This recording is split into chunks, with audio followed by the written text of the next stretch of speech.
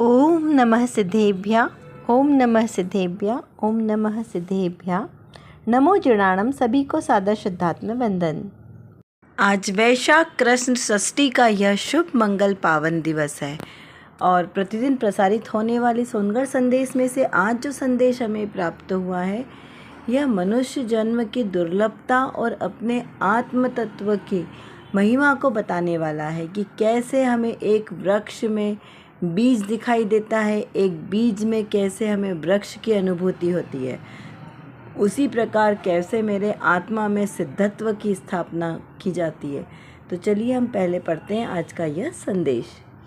जब बीज बोते हैं तब प्रकट रूप से कुछ दिखाई नहीं देता, तथापि विश्वास है कि इस बीज से ही वृक्ष उगेगा, उसमें ही डाले पत्ते फलादी आएंगे, पश्चात उसका विचार नहीं आता।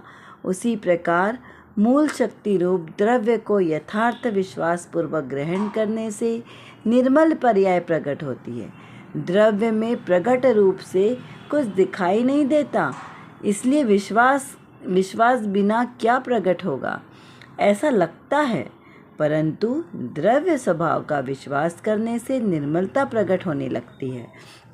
देखिए यहाँ पर द्रव्य स्वभाव की विशेष महिमा है कि जब तक आपको द्रव्य के स्वभाव की महिमा नहीं आएगी, उस पर जोर नहीं आएगा, तब तक उसके आश्रय से जो निर्मल पर्याय प्रकट होने वाली है वो प्रकट नहीं होगी। लौकिक में तो हम हर उसमें बहुत ही पारंगत हैं। हम किसी डॉक्टर के पास जाते हैं तो हमें विश्वास है कि ये हमारे रोग को दूर करेगा। क्यों भाई, क्यों विश्वास है? क्योंकि हमें पता है ना कि ये इस बीमारी, जैसे मान लो कैंसर का कोई पेशेंट है तो उसे पता है कि जो कैंसर का स्पेशलिस्ट डॉक्टर है उसने कितने सारे कैंसर पेशेंट को ठीक किया है, तो ये हमें भी ठीक कर देगा। जबकि कैंसर नाइलाज बीमारी है, लेकिन फिर भी हमें विश्वास है कि हम इस डॉक्टर के पास जाएंगे तो हम ठीक हो जाएंगे। ऐसे ही और भी सब में लगा देना। टीचर में हमें पता है कि सारे ही टीचर एक जैसा पढ़ाते हैं, क्योंकि बुक तो एक जैसी है ना, सबके पास ज्ञान बराबर है। लेकिन फिर भी हमें विश्वास है कि किसी टीचर की किसी कोचिंग में जाएंगे तो वहाँ पर हमारी कोचिंग करने से हमारे परसेंटेज अच्छे आएंगे, हम वहाँ से निकल जाएंगे। फिर वो निकले या ना निकले वो तो बात की बात है, लेकिन पहले कैसा है, हमें विश्वास है तभी तो हम वहाँ गए। लेकिन लौकिक में तो हमें ऐसा विश्वास आता है, जबकि कई बार हमारा विश्वास फेल भी हो जाता है, फिर भी हम विश्वास करते हैं। क्यों? क्योंकि हमें वहाँ उसकी रुचि है ना। लेकिन हम द्रव्य स्वभाव पर विश्वास क्यों नहीं करते? क्योंकि वहाँ पर अभी हमें आत्मा की रुचि नहीं लगी है, आत्मा की प्यास नहीं लगी, आत्मा की लगन नहीं लगी है, इसलिए हमें वहाँ पर रुचि नहीं लगती है। वहाँ पर हमें विश्वास नहीं आता कि मैं आत्मा हूँ और मैं अपने इस निज शुद्धात्मा के आश्रय से ही मुझे सुख की प्राप्ति होगी। सुख की अनुभूति का मार्ग एकमात्र मेरा निज शुद्धात्मा ही है, सुख का साधन एकमात्र मेरा निज शुद्धात्मा ही है। ऐसा हमें विश्वास नहीं हो रहा। क्यों? क्योंकि हमें प्यास नहीं लगी। अभी हम सिर्फ कहने के लिए कहते हैं, क्योंकि हमने थोड़े बहुत शास्त्र पढ़ लिए ना, तो इससे हमें इतना समझ में आ गया है कि संसार में कहीं सुख नहीं है, दुख है। तो हम क्या कहते हैं, सिर्फ कहने के लिए कहते हैं कि संसार में कहीं सुख नहीं है, सुख तो एकमात्र मेरे निज शुद्धात्मा में है। ये सिर्फ कहते हैं लेकिन मानते नहीं हैं। जिस दिन हम इसको मान लेंगे, जिस दिन बोलते ना कि प्यास पूर्वक मानेंगे, तीव्र जिज्ञासा पूर्वक अपने आत्मस्वरूप को जानेंगे, समझेंगे, तब हमें मार्ग निश्चित ही मिलेगा। इसमें कोई संशय नहीं है, कोई शंका नहीं है, क्योंकि ये जिन मार्ग है, ये सर्वज्ञ देव का मार्ग है। यहाँ कोई गुरुदेव श्री कहते ना, पोपाबाई नो राज नथी, ये कोई पोपाबाई का राज नहीं है। यहाँ पर जिन मार्ग में जो शब्द कहे जाते हैं वो अक्षरंश सत्य होते हैं। जिन वचनों में शंका करना यानी अपना ही नुकसान करना है। क्यों? क्योंकि सर्वज्ञ देव द्वारा कहे गए हैं। अब सर्वज्ञ देव कौन? जो तीन लोग तीन काल की अनंत पर्यायों को उनके द्रव्य गुण पर्याय के साथ एक साथ जानते हैं और सत्यार्थ जानते हैं। उनका ज्ञान कभी झूठा नहीं होता, ऐसे होते हैं सर्वज्ञ देव।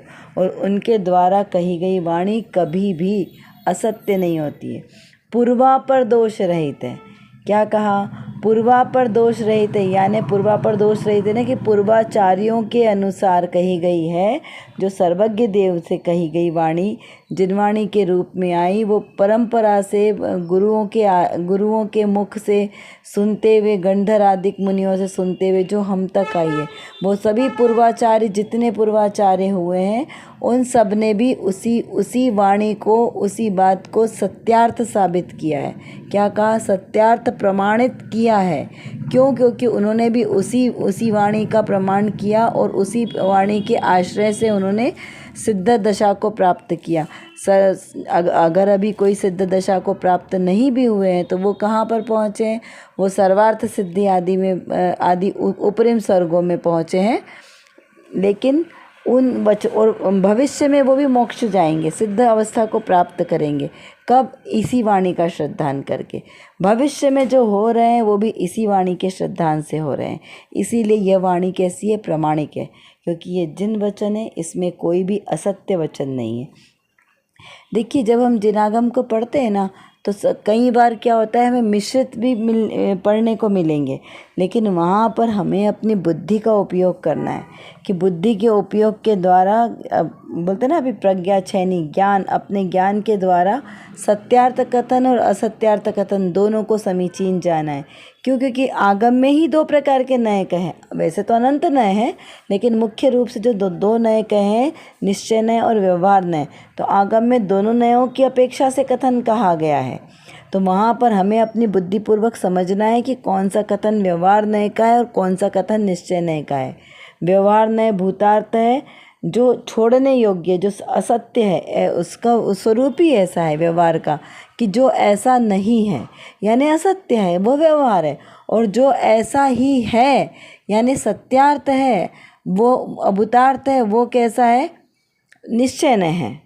तो इस प्रकार जो निश्चय नय है वो हमेशा सत्यार्थ वचन है। इसलिए निश्चय नय और व्यवहार नय दोनों को समीचीन दृष्टि से समझकर निश्चय नय ग्रहण करने योग्य, व्यवहार नय सिर्फ जानने योग्य, छोड़ने योग्य है।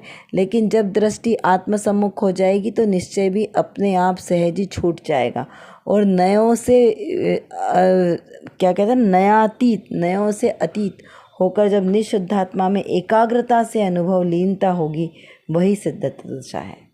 इस प्रकार यहाँ पर इसको समझना है। चलिए अब देखते हैं आज की रत्नकणिका में कौन सा प्रश्न है।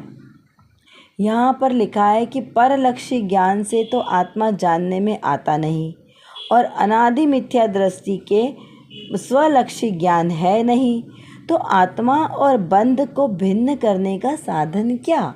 इसे समझाइए। प्रश्न क्या है कि परलक्षी ज्ञान यानी पर के लक्ष्य से उत्पन्न होने वाला ज्ञान, परलक्षी ज्ञान, उससे आत्मा तो जानने में आता नहीं। जैसे इंद्रिय ज्ञान कैसा है? परलक्षी है। क्यों? क्योंकि आँखों के द्वारा जानने में आ रहा है ना, आँखों के द्वारा देखने में आ रहा है, कानों के द्वारा सुनने में आ रहा है।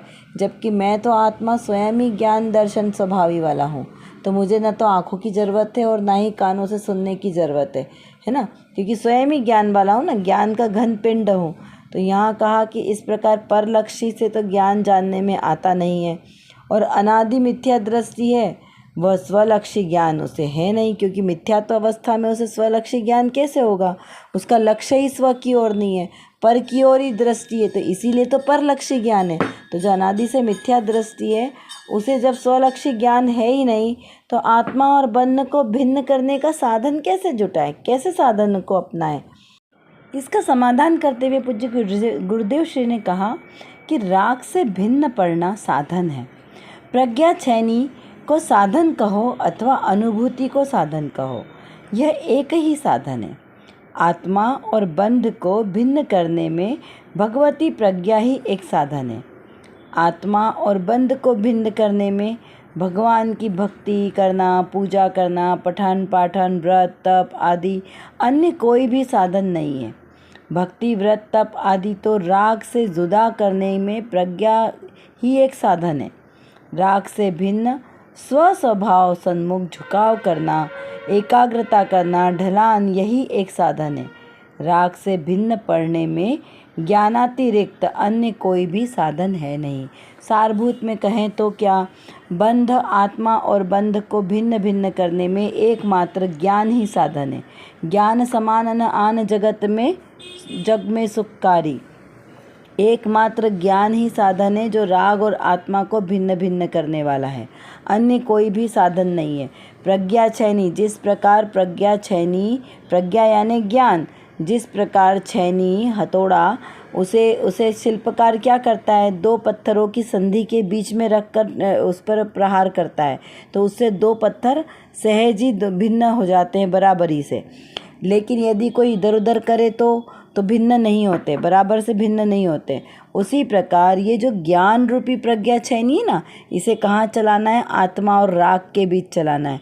अगर आत्मा और राग के बीच ये प्रज्ञा छैनी चलेगी तब राग और आत्मा दोनों बराबरी से भिन्न भिन्न हो जाएंगे। तो इस प्रकार प्रज्ञा छैनी से राग और आत्मा को भिन्न भिन्न करना है। और भिन्न भी किसे कहना है, जो ऑलरेडी पहले से ही भिन्न है। राग और आत्मा पहले से ही भिन्न है, लेकिन कर्म के संयोग से हमें दोनों एक में एक दिखाई देते हैं, लेकिन है नहीं। इस प्रकार दृढ़ श्रद्धान रखना है। जब दृढ़ श्रद्धान ऐसा होगा तभी वो भिन्न हो पाएंगे। इसीलिए कहा कि यहाँ पर प्रज्ञा छैनी को साधन कहो अथवा अनुभूति को साधन कहो, दोनों एक ही बात है। क्योंकि आत्मानुभूति होगी तब भी क्या करना है, यही भेद ज्ञान करना है, राग से भिन्न अपनी आत्मा का अनुभव करना है।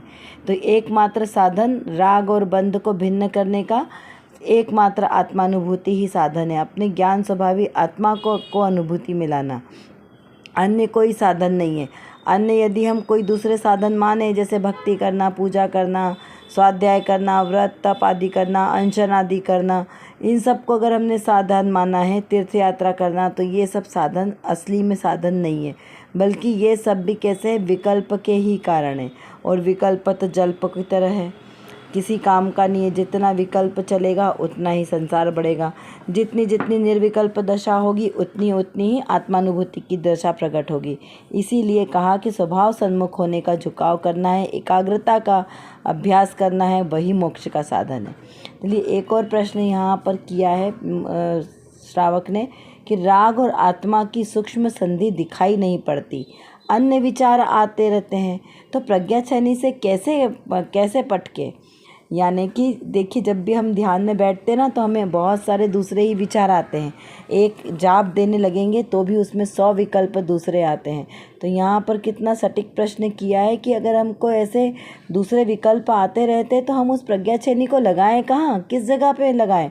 तो उसका समाधान करते हुए कहा कि स्वयं विपरीत पुरुषार्थ करता है, जीव स्वयं ही विपरीत पुरुषार्थ करता है। और दोष किसको दे रहा है कि हमारा कार्य सिद्ध नहीं हो रहा। तो पहले तो विपरीत पुरुषार्थ करना तो कम करो, पहले स्व पे पुरुषार्थ तो स्व की ओर लाओ, तब जाके कार्य होगा।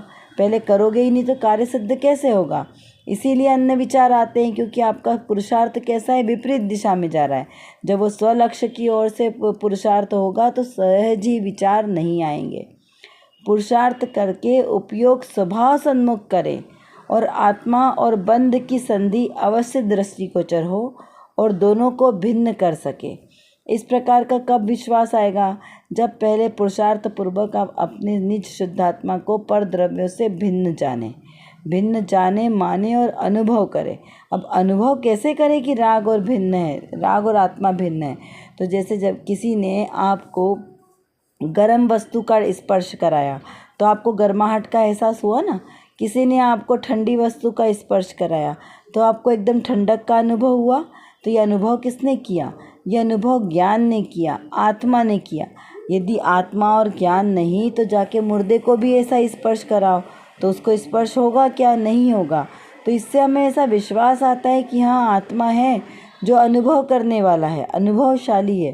तो ऐसे आत्मा अनुभव करने वाली जो अनुभवशाली आत्मा है उसका दिग्दर्शन करना है। तो ये तो आबाल गोपाल सभी को सहज सुलभ है। अपनी आत्मा, और हमें ही अपनी आत्मा का दर्शन करना है, तो हमें कैसे दर्शन नहीं होगा, क्या करना पड़ेगा।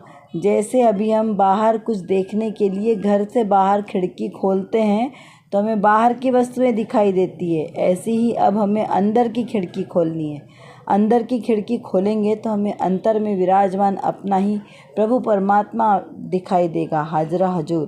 तो उसे देखने का, उसे जानने का प्रयत्न करें तो हमारा जीवन सार्थक होगा। अब देखिए, कुछ प्रश्नों के माध्यम से अब थोड़ा सा विचार करते हैं कि आत्मा के सर्वज्ञता का विश्वास क्यों नहीं है।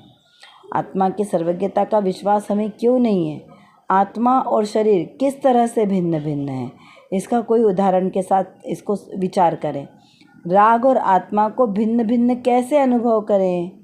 आत्मा और बंध को भिन्न करने में भगवती प्रज्ञा ही एक साधन है। किस प्रकार से विचार करें? आत्मा और बंध को भिन्न करने में क्या भगवान की भक्ति करना, पूजा पाठ करना, पठन पाठन, स्वाध्याय, मनन, चिंतन, व्रत, तप आदि यह कोई कार्य साधन है? हाँ या ना में विचार करें। यदि हाँ तो क्यों और ना तो क्यों? क्योंकि दोनों के ही तर्क हमें समझकर विचार करना है। ऐसे ही नहीं कि कुछ भी हमने सोच लिया। तर्क पूर्वक जितना विचार करेंगे, जितना विश्लेषण करेंगे, उतना विषय क्लियर होते जाते हैं। तो आज हमने इस कक्षा में क्या समझ में आया कि आत्मा और बंध, आश्रव, बंध, ये सब कैसे अत्यंत भिन्न है आत्मा से। और आत्मा से अभिन्न क्या है? तो आत्मा का ज्ञानादिक स्वभाव। जो आत्मा का ज्ञानादिक स्वभाव है वह आत्मा से अभिन्न है। वह आज तक कभी भिन्न हुआ ही नहीं। अनादिकाल से आज तक कभी आत्मा स्वभाव से भिन्न हुआ ही नहीं। तो बस उसी का अनुभव करना है, वही मोक्ष मार्ग है। कर विचार तो पाम। हम जितना विचार करेंगे उतना ही हमारा विषय क्लियर होगा, क्योंकि हमारे पास समय की कमी है और जानना बहुत ज़्यादा है। और किसको जानना है? अपने ही ज्ञायक स्वभाव को जानना है। तो जब तक हम अपने इस ज्ञायक स्वभाव को नहीं जानेंगे तब तक हमारा कोई भी कार्य सिद्ध नहीं हो सकता। तो एकमात्र जो मेरे अंदर, मतलब मेरे आत्म स्वभाव में जो ज्ञान नाम का विशेष गुण है, इस गुण को एकमात्र अपने ज्ञायक स्वभाव को जानने में लगाएं तो निर्विकल्प दशा की प्राप्ति होगी। और इस निर्विकल्प दशा के ही आश्रय से हमें शाश्वत सुख की प्राप्ति होगी।